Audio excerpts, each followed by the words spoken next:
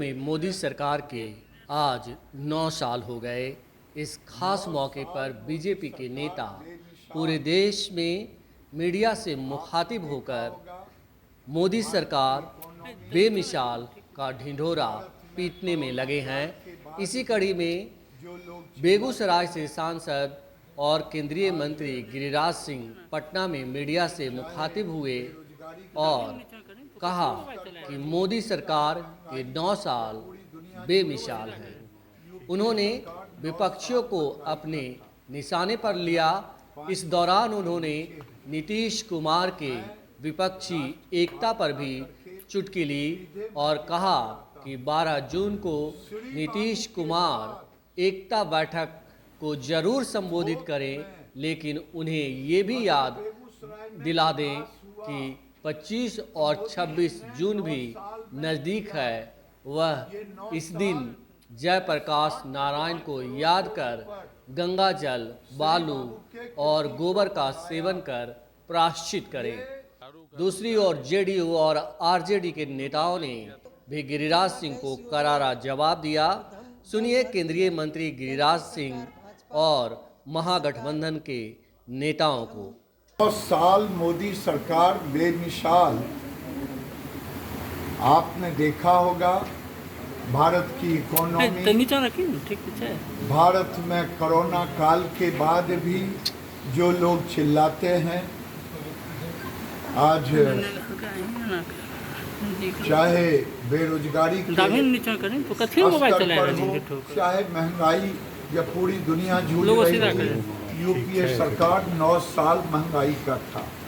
आज हम 5% से नीचे हैं। और मैं राष्ट्र की बात ना करके सीधे मैं जिला पर आता हूँ। श्री बाबू के बाद थोक में अगर बेगूसराय में विकास हुआ तो मोदी जी ने 9 साल में किया। ये 9 साल में 60,000 करोड़ से ऊपर श्री बाबू के कीर्ति को बढ़ाया। ये बेगूसराय के लिए जो रिफाइनरी बंद होने के कगार पर था, अब वो पेट्रोकेमिकल्स के रूप में अवस्थित होगा 2024 के लास्ट तक। वही नहीं, बिहार सरकार की खर्ची चल रहा है, उसमें से बहुत बड़ा योगदान है बरौनी रिफाइनरी से, इसके पेट्रोलियम डिपार्टमेंट से 10,000 करोड़ रुपया जाता है। और अब तो मैं कहता हूँ ये 10,000 करोड़ जाता है, इसका जैसे मिनरल फंड होता है, जिस जिले में देश में मिनरल होता उसका पैसा मिलता उस जिले के विकास पर, बेगूसराय को भी उसका हिस्सा विकास में मिले 10,000 करोड़ का प्रति वर्ष अलग से। मोदी सरकार का 9 साल बेमिसाल हो गए। और दूसरी बात यह है कि जेडीयू जो है पटना में हवन कर रही है, उस पर कलंक लग रहा है कि पुलवामा हमला, मंदिर तोड़ने का आरोप लग रहा है। क्या कहना चाहिए? मंदिर तोड़ने? जी, जेडीयू हवन कर रही है पटना में, उनका आरोप है।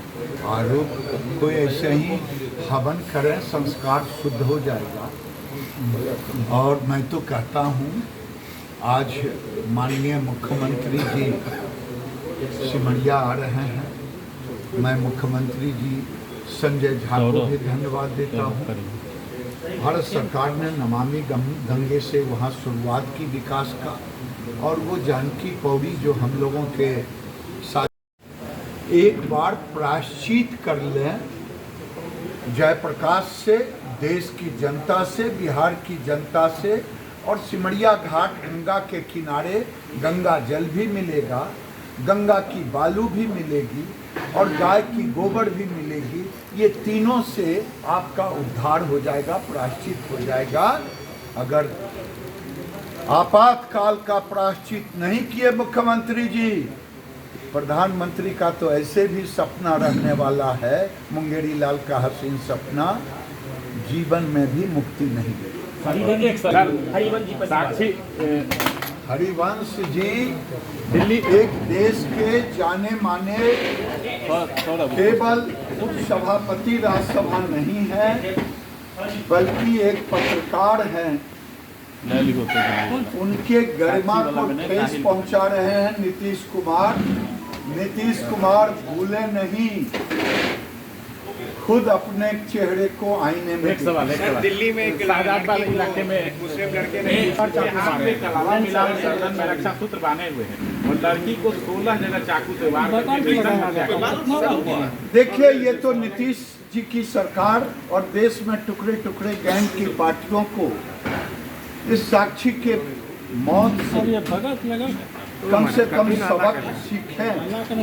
आज जब तक केरल स्टोरी बना तो भी लोगों को तकलीफ हुई। आज केरल स्टोरी की सच साक्षी है, उसकी हत्या कर दी गई, कलेवा बांध करके, ठग करके, लब जिहाद करके। ये देश का दुर्भाग्य है। देश के टुकड़े टुकड़े गैंग लोगों में भ्रम सनातनियों में ना फैलाएं। अगर ये होते रहा तो देश के लिए दुर्भाग्य होगा। खेला गया, क्या इसका मतलब? उसमें याद रहता है अखंड भारत, ये अखंड भारत का, अखंड भारत का जिस भारतीय को याद नहीं रहेगा वो भारत की राष्ट्रीयता भी उसी तरह से याद नहीं रहेगी। ये छू के देखिए, ये एग्रो बेस्ड ग्रीन लेदर है। ये आने वाले दिन में ईश्वर चाहेंगे तो ये एक बार फिर से सर दिखा दीजिए, फिर से स्थापित हो रही है क्या? या फिर आप हम नहीं जानते, बता दिए। नाम के लड़के को पुलिस ने गिरफ्तार किया गाजियाबाद से। इसके हाथ में कलावा मिला है, रक्षा सूत्र बांधे हुए हैं और लड़की को 16 जगह चाकू से वार करके निर्धन हत्या की। देखिए, ये तो नीतीश जी की सरकार और देश में टुकड़े टुकड़े गैंग की पार्टियों को इस साक्षी के मौत से कम सबक सीखें। कि आज जब तक केरल स्टोरी बना तो भी लोगों को तकलीफ हुई। आज केरल स्टोरी की सच साक्षी है, उसकी हत्या कर दी गई, कलेवा बांध करके, ठग करके, लब जिहाद करके। ये देश का दुर्भाग्य है। देश के टुकड़े टुकड़े गैंग लोगों में भ्रम सनातनियों में ना फैलाएं। अगर ये होते रहा तो देश के लिए दुर्भाग्य होगा। प्रधानमंत्री नरेंद्र मोदी के 9 साल जो पूरे हुए उसको लेकर उनके कार्यों को गिना रही है बीजेपी। अब कोई ऐसा व्यक्ति है जो अपने कार्य को खराब करती है। कार्य की उपलब्धि की तब मानी जाती जब 9 साल में 18 करोड़ बेरोजगारों को रोजगार देते, तब वह बोलने लायक थे। मुझे लगता है कि सबसे ज्वलंत मुद्दा बेरोजगारों का रोजगार है इस देश में, और उन्होंने वादा किया था कि हम प्रत्येक साल 2 करोड़ लोगों को रोजगार देंगे, और 2 लाख रोजगार नहीं दे पाए। इसलिए उनकी कोई बात जो है से देश की जनता गंभीरता से नहीं लेती। 12 जून को विपक्षी एकता की बैठक होने वाली है। निश्चित तौर पर जो इन लोगों को वोट प्रतिशत मिला था 2019 में, विपक्ष का बिखराव था। आज बिहार के माननीय मुख्यमंत्री श्री नीतीश कुमार जी और युवा तुर्क नेता युवाओं के आन बान शान वीर तेजस्वी प्रसाद यादव के द्वारा जो पूरे देश में विपक्षों की एकजुटता की जा रही है, यह विपक्ष एकजुट हो जाएगी 2024 से गद्दी से बाहर होगी।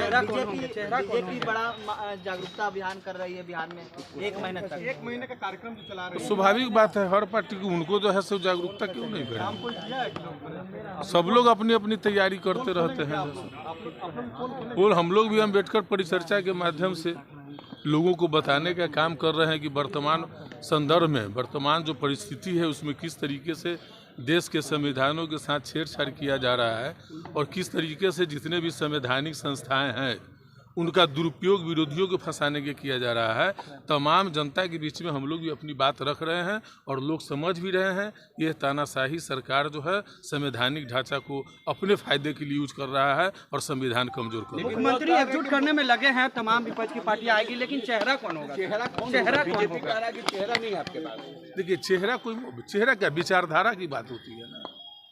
विचारधारा और चेहरा तय हो जाएगा आने वाले समय में।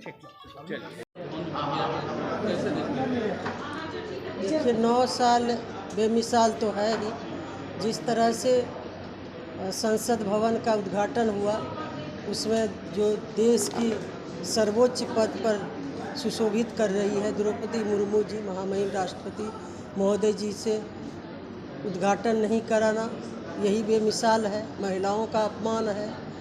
जिस तरह से एक द्रौपदी मुर्मू का अपमान नहीं हुआ, पूरे महिला समाज का अपमान किया गया है, यही बेमिसाल है।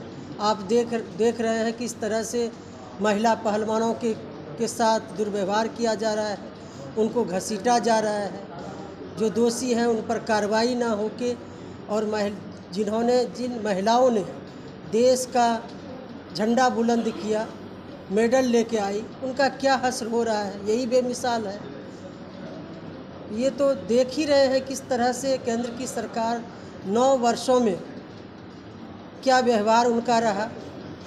और ख़ास तौर पर जो उज्ज्वला गैस योजना है वो दम भरती है केंद्र की सरकार, भाजपा की सरकार, कि हम गरीबों के लिए काम किए हैं, उज्ज्वला गैस योजना का ढिंढोरा पीटते हैं।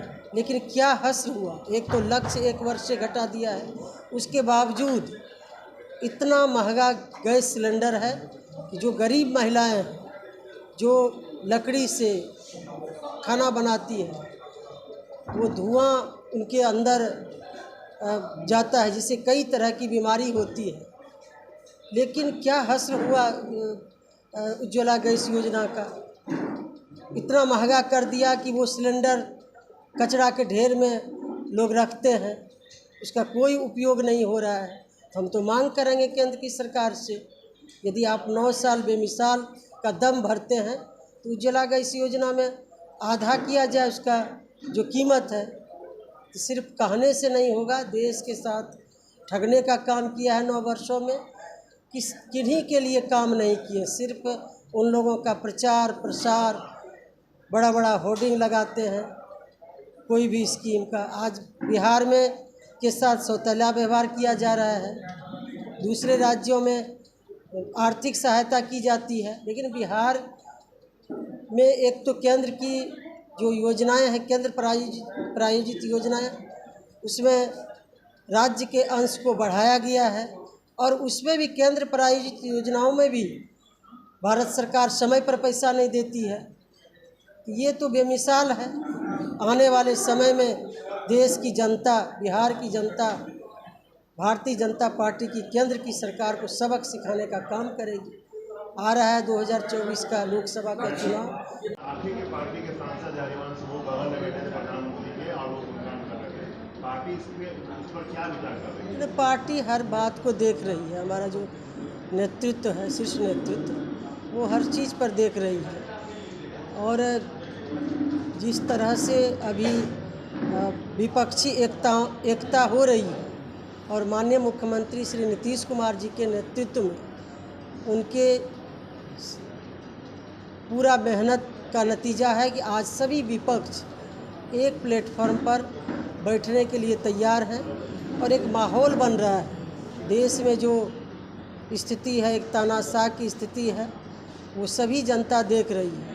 जो आने वाले समय में जो विपक्षी एकता के लिए जो बिहार में बैठक होने जा रही है, वो ऐतिहासिक होगी और बिहार की धरती बदलाव की धरती रही है और फिर बिहार इतिहास को दोहराएगा। वो कह रहे हैं कि नरेंद्र मोदी का कोई विकल्प, कई बार ऐसा हुआ है। आप लोग जो बिहार के जेपी के आंदोलन से ही देश में बदलाव हुआ है, इसलिए ये नहीं कह सकते हैं। जनता सर्वोपरि है। जनता जब उब चुकी है, जनता महंगाई से, देश में महंगाई है, बेरोजगारी है, गरीबी है, इस पर कोई चर्चा नहीं हो रही है। लेकिन सिर्फ वो लोग धार्मिक उन्माद फैलाकर वोट बैंक की राजनीति करते हैं, प्रचार प्रसार करते हैं। इसके अलावा देश के लोगों के साथ धोखा किया गया। इसलिए आने वाले समय में 2024 का जो लोकसभा का चुनाव होगा, उसमें देश की जनता एक ठोस कदम उठाएगी। तो नेता ने ये नहीं कहा है कि हम विकल्प के तौर पर होंगे, लेकिन एक सफल प्रयास कर रहे हैं। कोई तो अगुवाई करेंगे। जो अभी देश में माहौल है, तो कोई तो अगुवाई करेंगे। हमारे माननीय मुख्यमंत्री, हमारे नेता में वो क्षमता है कि सभी को एक कर रहे हैं, सभी जगह जा रहे हैं, मिल रहे हैं सभी विपक्ष के नेताओं से, सभी विपक्ष के जो मुख्यमंत्री हैं उनसे मिल रहे हैं और इसमें सकारात्मक दिख भी रहा है, असर भी हो रहा है। तो ये पहल रंग लाएगी। उम्मीदवार बनेंगे क्या विपक्ष की बैठक के बाद? देखिए, हमारे नेता ने तो ये नहीं कहा है कि हम पीएम के उम्मीदवार हैं, लेकिन बदलाव के लिए एक प्रयास, सफल प्रयास कर रहे हैं। विपक्ष की सहमति बनती है तो पीएम उम्मीदवार बनेंगे। क्या कमी है हमारे नेता माननीय मुख्यमंत्री नीतीश कुमार जी में? क्या कमी है जो कि नेतृत्व नहीं कर सकते? वो सभी गुण हैं और बेदाग छवि के नेता हैं और देश में एक जाने माने चेहरा है, इसलिए वो सब गुण है। और हमारे नेता, हमारे मुख्यमंत्री जी ने ये कभी नहीं कहा है कि हम पीएम का कैंडिडेट हैं, लेकिन एक प्रयास कर रहे हैं, सकारात्मक प्रयास। सहमति बनती है तो पीएम उम्मीदवार बनेंगे क्या? देखिए, सभी मिल के टक्कर देंगे, वो तो मिल बैठ के तय करेंगे, लेकिन हम जैसे कार्यकर्ता तो चाहेंगे कि हमारे नेता, हमारे मुख्यमंत्री जी देश के सर्वोच्च की कुर्सी पर बैठे।